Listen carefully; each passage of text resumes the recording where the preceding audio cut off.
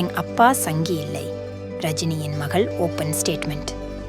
நேற்று நடைபெற்ற லால் சலாம் படத்தின் ஆடியோ ரிலீஸ் விழாவில் ரஜினிகாந்தின் மகள் ஐஸ்வர்யா பேசியபோது, அனைவரும் என் அப்பா ரஜினி ஒரு சங்கி என்கின்றனர், ஆனால் அவர் சங்கி அல்ல, அதனால்தான் லால் சலாம் படத்தில் நடித்தார் என உணர்ச்சி பொங்க பேசினார்.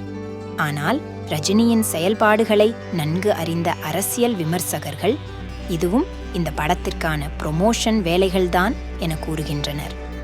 அயோத்தி ராமர் கோவில் திறப்பு விழாவிற்கு முதல் ஆளாக சென்றது மட்டுமல்லாமல், மசூதி இடித்து கோவில் கட்டப்பட்டது வரலாற்று சிறப்புமிக்கது என்ற ரீதியில் பேட்டியளித்தார்.